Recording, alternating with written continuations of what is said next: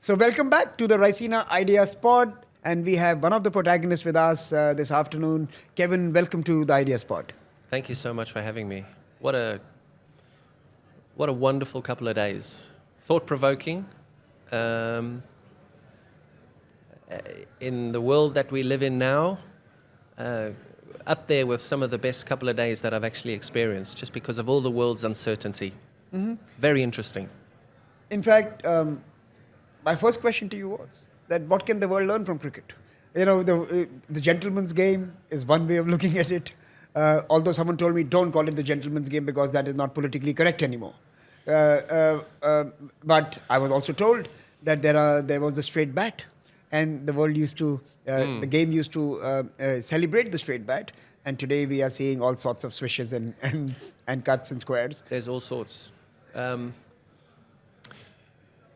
What can the world take from cricket? I think the world can take a lot from sport. Mm-hmm. I don't know what the percentage is, but there is a minuscule percentage of the world that can call themselves professional sportsmen, international sportsmen, elite athletes. But sport turns the needle when it comes to entertainment. Mm-hmm. And it gets everybody's emotions flowing. Mm-hmm. And it has done for decades, it has done for generations. Sport is that something that the majority of the population is very interested in. And you're interested in it potentially financially.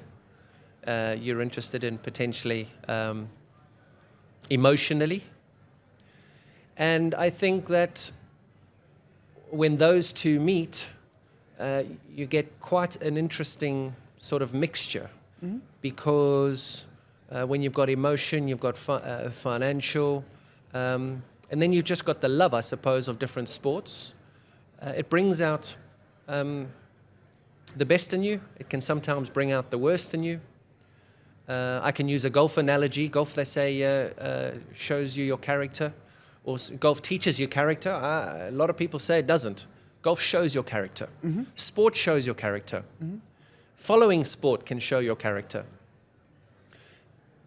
But I just see so many beautiful stories around the world in sport. I mean, I played cricket as a living, and I had way more worse days than I had good days. Mm-hmm. Way more worse days. I mean, played over 100 test matches. I think I scored 20-odd test match hundreds. That means 1 in 5, 1 in 4 days have been good in my career, because as a batter, you're judged on your hundreds. Mm-hmm. So I had to accept failure and defeat on numerous occasions. But where I think politics can have a look at sport is they can understand how it unifies people and how it unifies countries. I was asked a very good question on the stage when I said that politics and sport shouldn't meet. Correct. And I wrote that in my book years ago. But actually, I thought about it, and it was a very thought-provoking question, because if I said that then, why am I changing my tune now? Mm-hmm. But I'm changing my tune now to use something that is actually so emotionally attached to everybody. Sport is an emotion. Correct. Can we use that emotion to make the world a better place? Because in the world we live in today, it is gone. Mm-hmm. At the moment, it's just, we wake up in the morning as normal people, we read the paper, we turn on the news. People don't have access to the conversations that we've had here over the last 24 to 48 hours. So they don't know what's happening in the world. But you wake up as Joe Soap, who lives in Hull in the UK, or lives in Johannesburg in South Africa, or Canberra in Australia. You're not seeing a good state of the world. Mm-hmm. You're seeing headlines, world war, nuclear, people dying, potential new viruses, vaccines don't work, vaccines do work, China, production on China, businesses suffering, health suffering. In the UK, people can't get access to medical health. They're waiting months and months for cancer treatments, for knee treatments, for all these sorts of treatments. All it is bad news at the moment. Is there something that unifies the world that can actually try and sort of get us to start joining hands again? And I think that's where I think sport can play a role. How it plays a role, that's for the smart people out there to figure out how it plays a role. No, I think that's an important point. Let me just tease you on that a little. Yes. In fact, in the last century, we saw when we were at the peak of the Cold War. Yep. You saw certain Olympics being boycotted by certain countries. Yep. And sports had been politicized by that moment. Yes. Right? We saw countries not go and play. But we have also seen individuals, Yes. because of their feats in the sporting arena, excite communities and maybe also draw interest from others in their lives and in their situations. You were mentioning something inside about sports victories in South Africa, for example. Yes. Right? So, in your assessment, are we seeing a weaponization of sports today again? Something like we saw in the last century? Are we cancelling players, cancelling performances, cancelling participation? Or are we seeing, on the other hand, because of the democratization of access to sports, a far more vibrant global community of sports persons who have the power to bring us all together? I think the wrong thing to affiliate sport and politics is to make statements through sport. Mm-hmm. Mm-hmm. I don't think that's the right thing to do. Yes, the more famous people get, the more they want to get into politicals, whether you're an actor, an actress, whether you're a high-profile sportsman, high-profile businessman. You try and get that political maneuvering. Because goodness, I can actually see how it helps you. The last 2 days, it's unbelievable what I've been privy to over the last 48 hours. But I don't think sports should be used as a weapon. And I think that is, and as a statement. Mm-hmm. I think if it can be used in a positive manner, a positive fashion, mm-hmm. to connect people's emotion globally, mm-hmm. yes. But I also said on stage there now that China, Russia, America, they don't play cricket. So from my perspective, from our sports perspective, being at the biggest sport in the Commonwealth or one of the biggest sports in the world. Pardon? We should perhaps invest in. But exactly. Well, there is an American league starting in July. So there is a cricket league. There's an IPL in America starting in July. I think it's July, August. It's sometime this year. But I think, yes, to politicize it, I mean by using it as a statement and using it as a weapon. I think to emotionally engage with people all over the world through something that is so emotional and the majority of the world finds it so entertaining, I think that's the right approach. So not as a weapon, but more as a positive force. Absolutely. To collaborate, connect, and cooperate rather than to cancel and destroy or create negative. I came to India in 2002, staying in a 5-star hotel, 5 stars through my roof maybe. But have a look in the last 20 years, where is one of the best places in the world to come and play cricket? Mm-hmm. Where is one of the best places in the world to stay in a hotel? I mean, I've got a friend who I've brought to India for the first time in his life. Blown away by how incredible. You change perceptions when you visit places. Sports people change perceptions, mm-hmm. And so when you try and use a place as a weapon, if you try and use it as a statement, I think that's the wrong thing. If you can use it in a positive way in which you can affect people's emotions, I think that is the only way, and you have access to such a great sport, especially here in India. I mean, it's a great sport. Cricket, it's a religion here. Mm-hmm. But you also have access through football. You have access through some of the biggest sports in the world that can actually really start to intertwine. Mm-hmm. But I also raised a real good point, I think, where sometimes you just also got to give in a little bit. Mm-hmm. And I use that analogy, fighting with your wife or having an argument with your wife, as simple as it is, and it's probably the simplest analogy that you can have as a husband and a wife or a partnership. Sometimes you're going to have a disagreement where you know you're right, but actually for peace, you have to give in. Give in a little bit. Mm-hmm. Give in a little bit. So that's where I think sport can be used. You also gave an analogy of South Africa and its sporting. Yes. Recent sporting. Yes. Engagements with its own image and its own imagination. Yes. Can you share that? Can you share about that with our viewers today?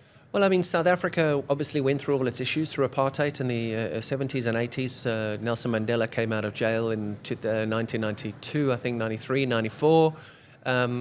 So that whole sort of joining of hands, that joining of forces, they call it the Rainbow Nation in South Africa, where because of apartheid, there was complete segregation, mm-hmm. whites and black people, complete segregation.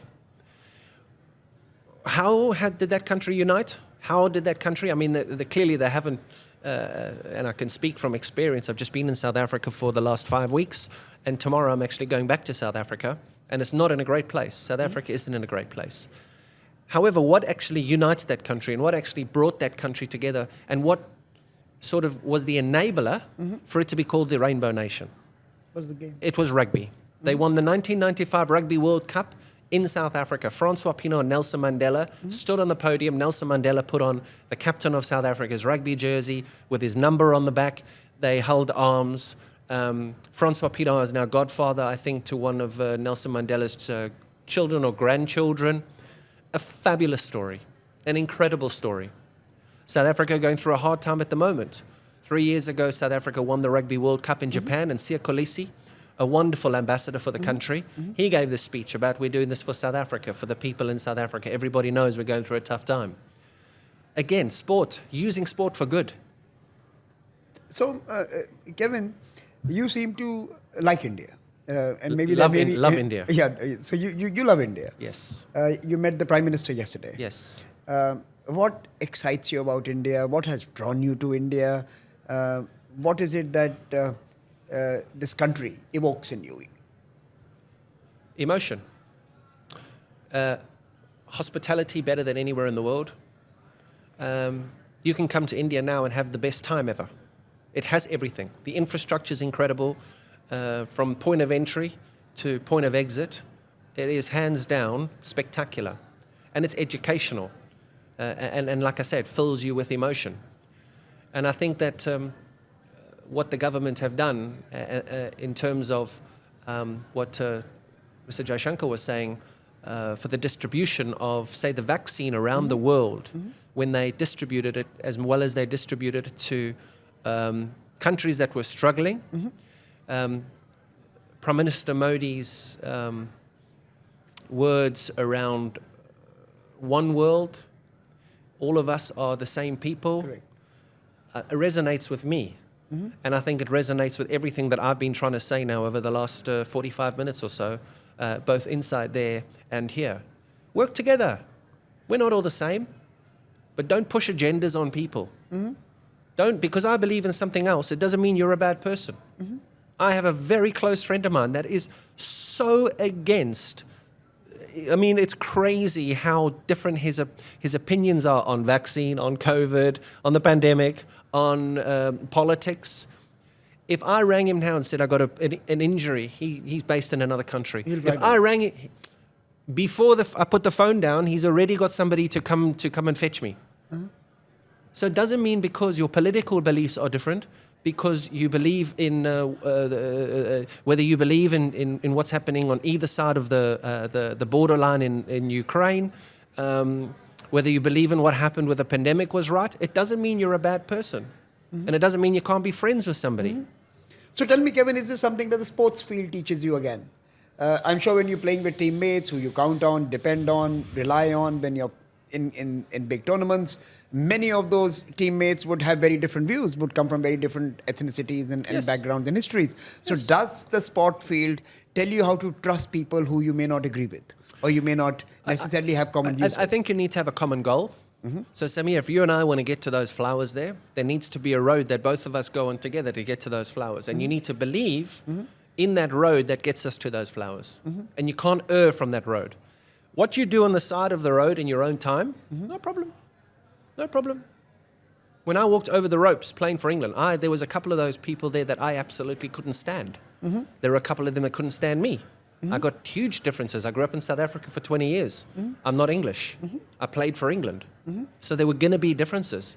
But can I tell you something? To get to those flowers there, to beat Australia, to beat India in 2012, it didn't matter what I thought when I was away from the field. When I crossed the boundary line, that guy, to get to those flowers, to beat India, to make sure that for the first time in 28 years we beat India and we left Kolkata or left Nagpur or wherever where the final test match was, I can't remember. But to enjoy that trip home, we all needed to believe in one line and one way to get there. So I can forgive you for that. That's some of the... I just wanted to bring that up. I just needed to bring that up. But since you brought it up, let me ask you from your cricketing life a couple of points. So what was your most euphoric sporting moment that really gave you joy and your saddest sporting moment? Tony Blair talked about the Ashes and ending up in Downing Street and all the celebrations after beating Australia for the first time in a very long time, beating Australia, that great Australian side that was led by Ricky Ponting. Beating Australia in my first series and being the sort of the guy that took the team home on that final day in London on the 11th of September 2005. I think it was the 11th or the 12th. That for me was, that stands out. Winning the World Cup, the first time England ever won a white ball World Cup. Winning that World Cup and being player of the World Cup was a pretty cool moment. I'll refer again to beating India in India for the first time in a long time against that team of Tendulkar, Dravid, Saurav wasn't playing. He wasn't there, but Lakshman was there. Lakshman was there. I mean, all the greats. Harbhajan Singh, young Ashwin, Zahir Khan, beating India in India, almost impossible. Yes. As the Australians are finding out right now. But to beat India in India was, again, unbelievable. So, I mean, having been asked that question many a time, I always give many examples because I was very lucky to be a part of something truly unique. The saddest time was just finishing, sitting in a dressing room thinking, I don't want to practice anymore. I'd rather be on the golf course. That for me was quite sad. Because when you've dedicated so much of your life and you've missed so many occasions and you've been so professional, when that goes, yes, there's a release of pressure, but also when you actually hang your boots up and you go, I'm never going to do that again, it is sad. So my final question to you, what next for Kevin Pietersen? What's ahead of you? What is it that's exciting you today? And what is it that you really want to do? What excites me? Because of all the sacrifices that are made as a player, what really excites me is spending time at home and being with my kids and being with my wife. I'm traveling back there right now after this, and then going back to London.